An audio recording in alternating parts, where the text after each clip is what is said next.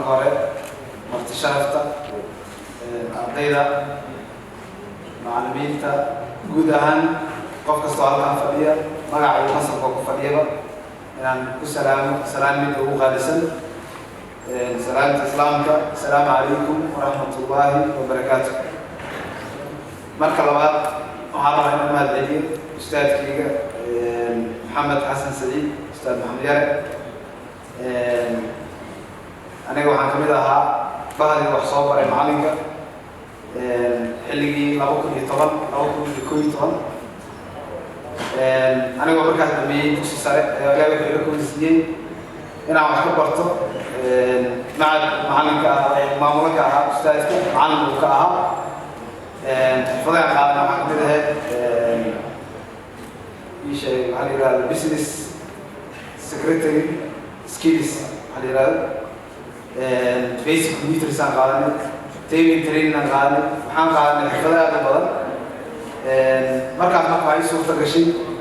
inaan ka duwnaado ardada markaas jaamacadda ku jirtay sababta waxaan ahay qof markaas aniga computer ma haysan laakiin dadka computerka haysta ayay keeni jiray si aan ugu shaqeeyo taas waxay gaarsiiyey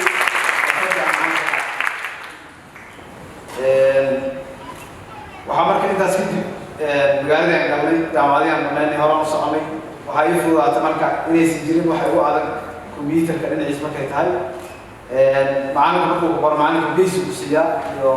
meelaha ka gaan qaado inta kalena waxaa laga rabaa qofku in hor usii socdo teknolojiyada socota iyo isagala sii gaan qaado. marka haddana waxaan ka shaqeeyaa beerko qaybta waxaa madax ka ahay biilasha iyo lacag ururta biilna corruption meel kasta ay joogaan marka ardada macalinka aniga hadda si gaar isku ammaanina ardada macalinka meel kasta ay joogaan way ka tilmaamayeen runtii dadka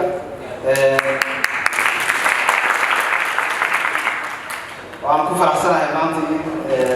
arday intaan la eg iyo marti intaan laga soo timaado oo qalinjibinta arday difacad kala ah oo macadka taleex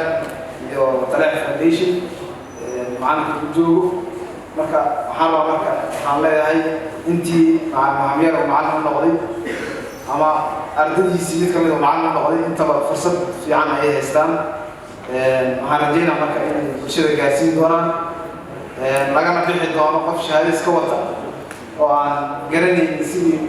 loo isticmaali lahaa baraadkeedii waxaan marka waa ku dheereeyey waxaan rabaa marka mar laba inaan mahad celiyo ustaadkeeda ustaad maxamed yare hawsha adag uu hayo bulshada intaas keliya maahan ustaadka wuxuu kamid ahaa badbacda ugu waaweyn magaalada maanta ka jira ragga wax ka aasaasa ustaadka marka waxaan rabaa marka intaas aan kusoo gabagabeeyo mar labaad iyo mar koowaad waxaa mahadsan macalinkeedii waxaan soo baray annagana dad kalena wax kusii tababarnay horey loo sii wada rajeynaa waxa sii qaadi doona oo ardada hadda qalin jibisay